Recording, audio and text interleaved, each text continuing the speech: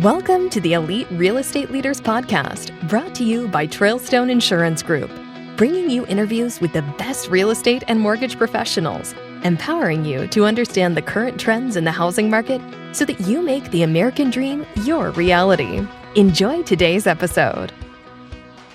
Welcome to the Elite Real Estate Leaders Podcast. Today we have with us Stacey Stambaugh, who's a broker, team lead, and training and sales development manager with Kentwood. Stacey, welcome to the program. Thank you so much for having me, Mike. I'm honored to be here. You know, it sounds like if we had a hat for each one of those jobs, you'd have a whole head full of hats. And when do you sleep? So I want to learn all about what you do and how you do it, but get us started with a little bit of your story and background and how did you get into the real estate industry? Yeah, sometimes I don't know how I do it either, but I get up really early. That's one thing. But I like to say that I kind of knew almost most of my life that I wanted to get into some facet of real estate. Being third generation native here in Denver, Colorado, my grandfather was he was a visionary and he was a huge developer here. So I always kind of had that in my blood, so to say. So then I went, graduated from Cherry Creek High School. Then I went to the University of Denver. So I've never left here, and got a degree in real estate and marketing. So I kind of knew going into, college, that's what I wanted to do. And then coming out of college, I was like, you're young, you don't really need to know what you're doing. And it's kind of hard to jump right into real estate, but I did. I jumped into more of the property management side of real estate and did that for a few years.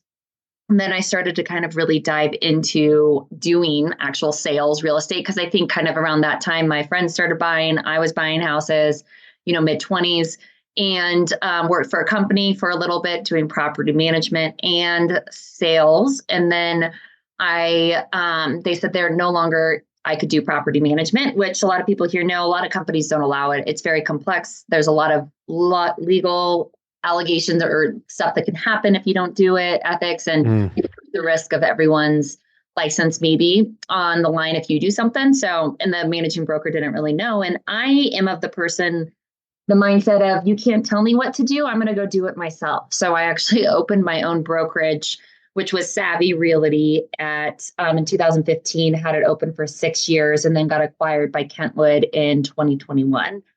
And when I moved over to Kentwood, I do wear a lot of hats there, which sometimes I have to remind people, I'm showing up as a management right now, or I'm a team lead, or I'm sales. So I run all of the training and sales development for all of Kentwood through the whole state, because we have a few different offices. So I run that solely. And then I run a team, because my team got absorbed or acquired. So we kind of came over, and now we're a team called Savvy Group. And there's 10 of us that I manage, run that. And then I mainly also do my own individual sales. I think managers and team leads need to be doing that and know what's going on in the market, because you can then best advise and kind of feel what's going on. So, I could talk about my story, but I hate talking about myself and my stuff. But that's kind of the short version of how I got into where I am sitting right now. Yeah. And I think being a producing sales manager, sales leader, team lead, really does lend credibility to what you're training and guiding your, all of the people that are in Kentwood there, because they're like, you're not just reading that out of a book or telling us what we ought to be hearing. We see you doing it. And that's a big thing there too. Exactly. And that's what, it's boots on the ground, I think. And it's hard when some companies get so big, or teams get so big, that they are doing more administrative stuff, or they're doing deal doctoring. They're trying to manage everything where they don't even have time for that, or maybe they don't want to and just be that lead. I don't think personally that best serves the people below you. And I think that's what's going to make you successful. So that's why, as the team lead that I am, that's why I will always sell. And I'm the top producing person on my team. But from that, I feel like I'm talking from, this is what I just saw this weekend. Has anyone else been seeing this?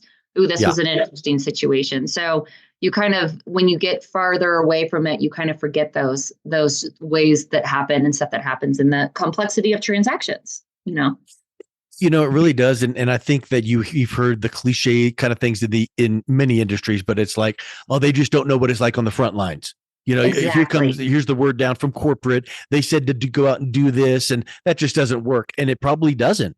But, Hmm. corporate is just saying to do it, whatever that might be. Well, here's Hmm. you went out and you're doing it and you're tweaking and you're wanting to improve for your personal and team production. And then when you're telling people, throughout the organization, hey, here's what one thing that I noticed is I've been saying this a lot, and it's been really resonating with our prospects and clients. So this is a great way to phrase whatever the Hmm. case is. That's just really strong. Exactly. And it adds a little credibility of like, I've seen success with this and I've seen failure with this. And I'm a complete like open book at Kentwood, and especially with my team. I mean, my team, I'm like, you guys can copy and duplicate any and everything that I'm doing. But there's also a piece of that of either it may be marketing or something else that you have to be authentically you. So this might be very Stacey. You need to make it your own so it speaks and people can see that. May it be marketing or the way you talk or the way, whatever it is, do transactions, like you got to find your own groove. And I think I kind of learned that in the beginning when I was trained.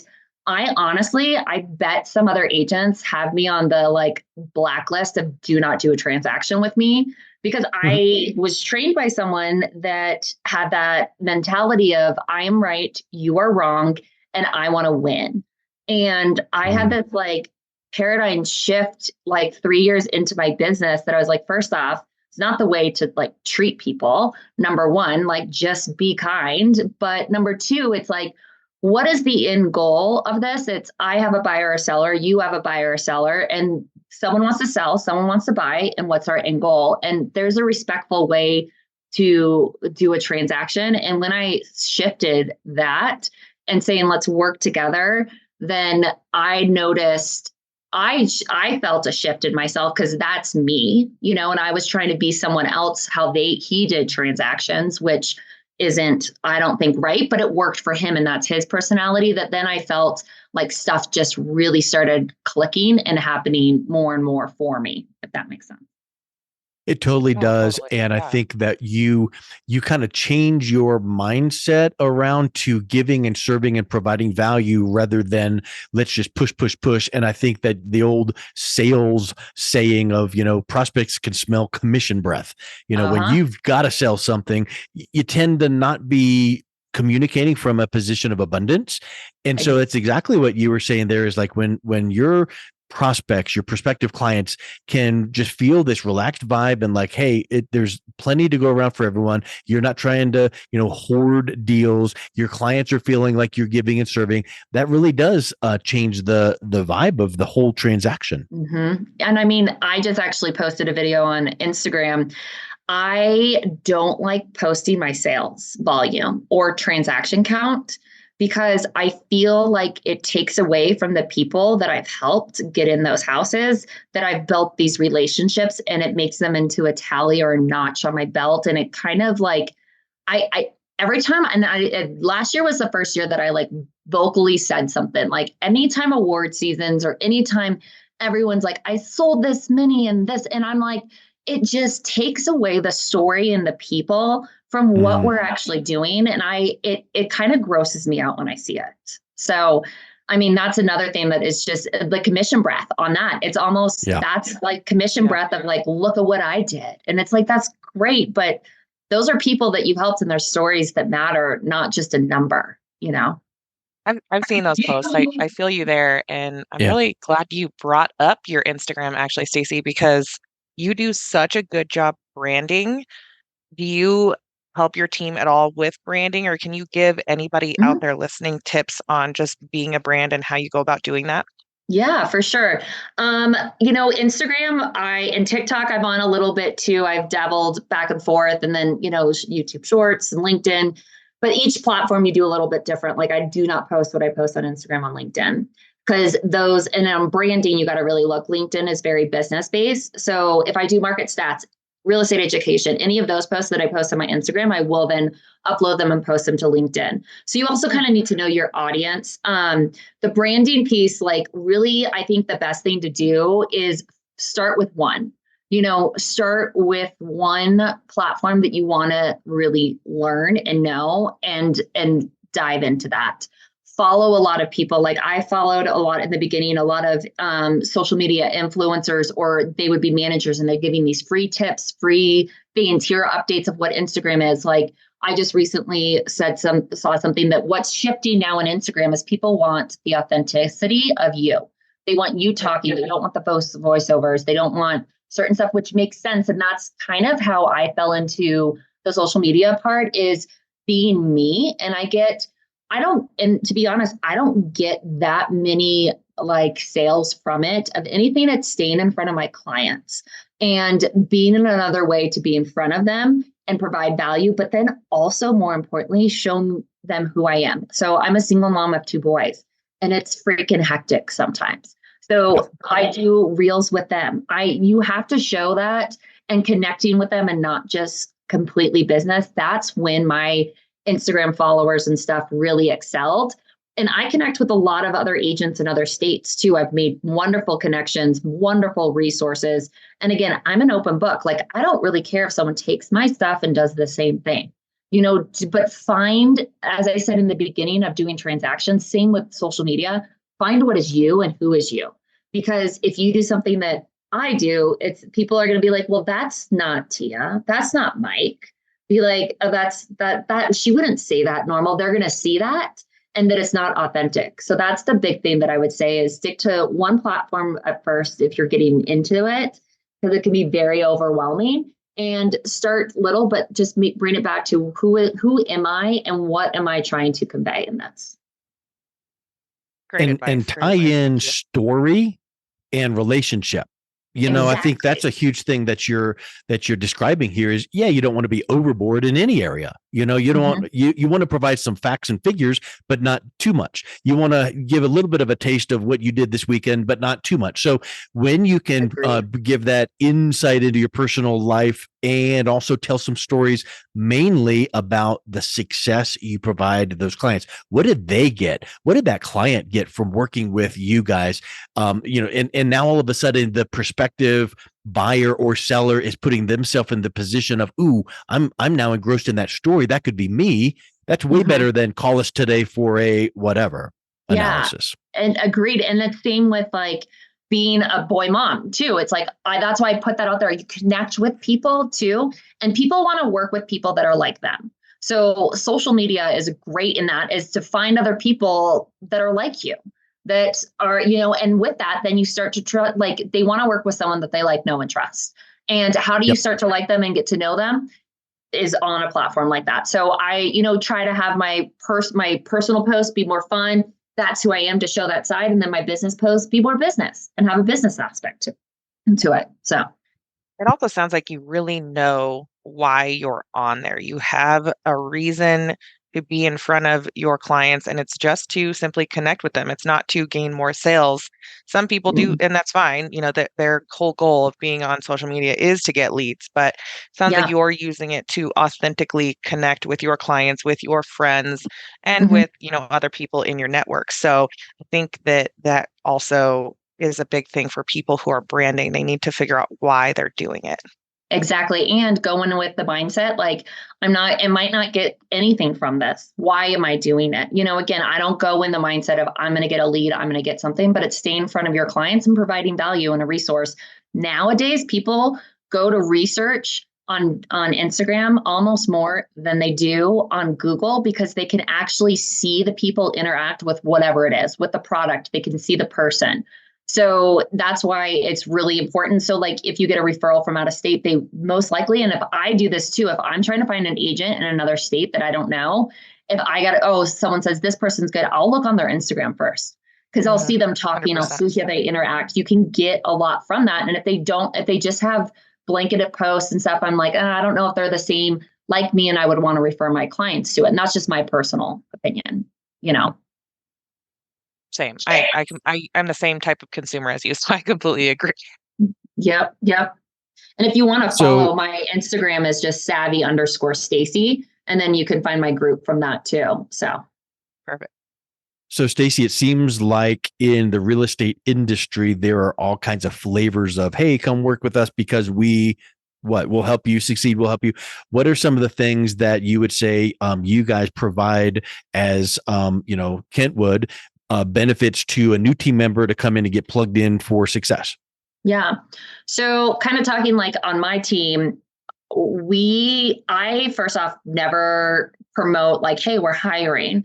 Everyone that's come on my team has been through a connection or someone I've met, done a transaction with, or kind of known in the past. Because I'm very specific on who I take on. We have become a really tight knit group that works very closely together, but we all have our individual business goals and what we need to do, because we each run. I'm not like a normal team where I'm like, come in and I'm going to give you leads, and here are my buyer agents that are calling expired listing, here are my seller agents and my marketing team. I don't do that. Everyone has their own business, but we work together. We have weekly meetings as well, that keeping them accountable. I do major coaching with all of my agents to make sure I want to set them up for success, because if they're successful, we're successful.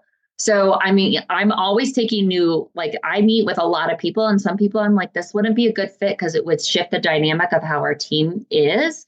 We were recently on the cover of Real Producer magazine, and they wrote a beautiful article about how we interact. And we were wearing these bold colored suits, each a different color. Like I had a pink one, someone had red and green, which shows we all are the same, where we're wearing the same suit, but we're all a vibrant, different color, and the way that we are within the team and kind of how we work and support each other, which I wish I had when I was a newer agent. Like I meet with so many new agents. They're like, I want to get into real estate. And I'm like, cool. The first question I ask them is why? They're like, I love houses. And I'm like, you shouldn't be in it because you'll be in a house 10% of the time, if that, and I tell people that, they're like, what? And I'm like, yeah. We're out negotiating, marketing, doing education. There's so much other stuff that goes into it than actually opening a door and walking into a home. And I wish when I was new, I had someone to kind of mentor me and to fall back on and ask questions in a space that was a safe space, and not like, oh, you don't know that answer, because I don't really like fake it till you make it, because in this industry, if you fake it, there could be some major lawsuits and major liabilities that are on your shoulder. So the one thing with newer agents that come on my team that I like is you can say you have my experience, because we as a team are all together and we work together. And especially with new agents, I'm on every transaction with them, walking them through. So they almost get two agents for the price of one with, if they're working with one of my newer ones. So. Yes. And it's like, from what we've said over and over and over again here, it's not taking something in the textbook conjecture that should work, maybe work. This is things that is working right now because you're doing it, you're seeing success, and now people can come in and feed off of that energy. And it's not a team of two. It's a team of many, many, many, with all the experience that goes along with it. But you have one main point of contact. You have one but you have this backing. Like, I mean, again, in real estate, I love it, but sometimes it drives me crazy. Like every transaction is different because every house isn't the same. Even if it's the exact same house built next door, the same, the lot's different. Every buyer's different, every seller, every market, everything is ever changing. And there's always something that's thrown at you that you have to maybe figure out and overcome and learn about, which is what I love learning in education. So each transaction, I'm like, what did I learn from that? What was something new? And there's always something that I did not know before. And being able to, that's why I like saying, fake it until you make it, like pretend all this stuff. I'm like, I never advise on that at all, because it's could be a huge liability, as I said, on you. So. Yeah. And then it goes to authenticity and people not trusting you when they find that out. Exactly. But you can say with confidence, if you're on my team, hey, I'm new. And I always tell my newer agents, I'm like, address it at the beginning, right up, be like, hey, I'm going to talk about the elephant in the room. Yeah, I just got my license, but I'm part of a team of 10 agents. My managing broker, who has been doing this from 2006, is going to be, or not managing broker, team lead is going to be with me the whole time through this. And so you get both of us and both of our experience, both of our knowledge, making sure that we do everything correctly for you, So. Yeah. Wow. Well, Stacey, it's been a real pleasure learning what you do and how you do it and the passion you have behind that. So if someone is interested in learning more and connecting with you, what's the best way they can do that? Yeah, social media is great. Or you can, I love coffee meetings. I love meeting with people. I even do Zoom coffee meetings. So you can feel free to reach me on social media, which is Stacey or Savvy_Stacey, or cell phone is 720-371-4895. Excellent. Well, Stacey, thank you so much for coming on today. It's been a real pleasure talking with you. Of course. Hope everyone has a great day. Thank you for listening to the Elite Real Estate Leaders Podcast, brought to you by Trailstone Insurance Group. To learn more about the topics mentioned on today's show or listen to past episodes, visit www.eliterealestateleaders.com.